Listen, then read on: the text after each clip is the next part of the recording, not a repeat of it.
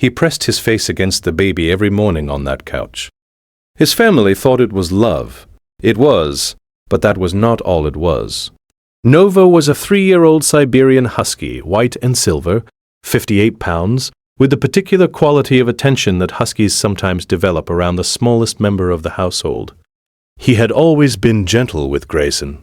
From the day the baby came home, Nova had adjusted, quieter, more deliberate, gravitating toward wherever Grayson was placed, with the calm precision of an animal who has identified what matters most in a given room.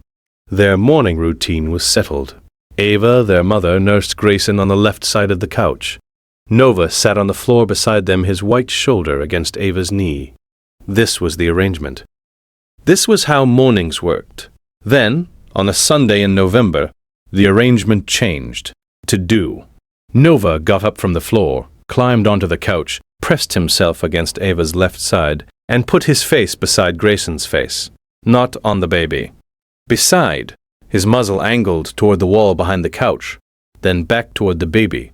Back toward the wall, he inhaled slowly, repeatedly, with the specific, deliberate rhythm of an animal performing a task.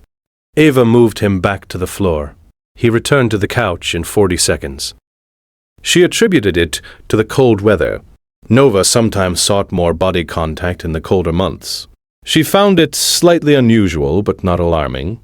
He was being affectionate. He did the same thing Monday. The same orientation, pressed against her left side, muzzle moving between the baby and the wall behind the couch. She moved him down. He returned. By the third time, she stopped moving him. If you stay for stories about what animals sense before we do, you're in the right place. Subscribe so you don't miss the next one. By Wednesday, Nova had added something.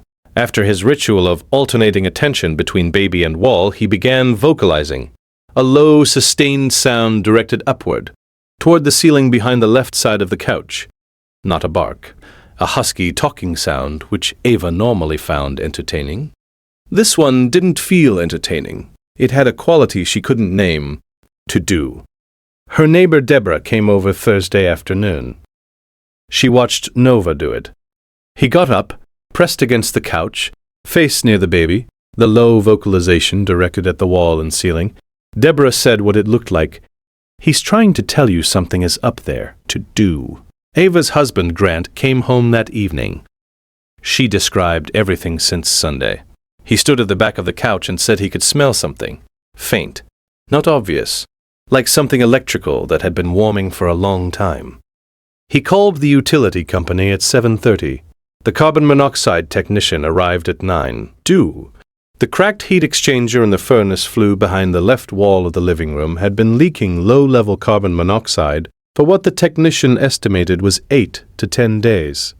The concentration in the room was not at immediate evacuation level, but at the specific air circulation pattern the house used in November, with windows closed and the furnace running.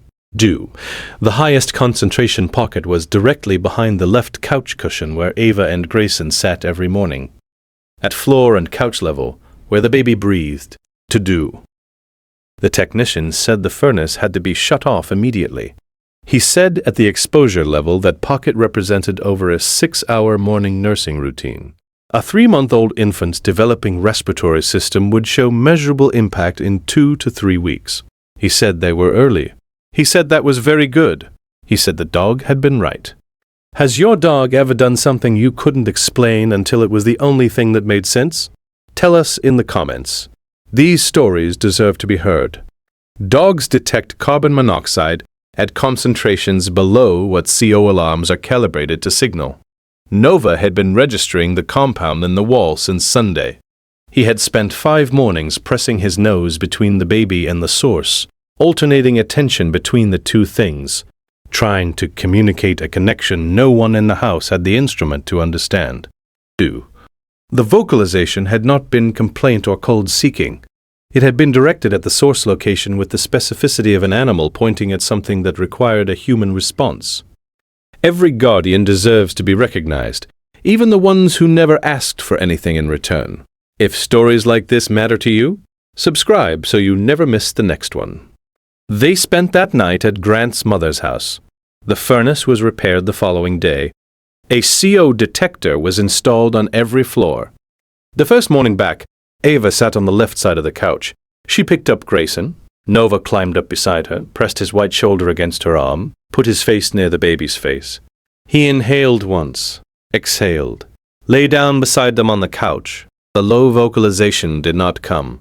The alternating attention between baby and wall did not come. He put his chin on Ava's knee and closed his eyes. Whatever he had been tracking through 5 mornings on this couch was gone from the air. The next story is about a small dog on a crib rail, and what that dog was positioned to see from there every single night for 2 weeks.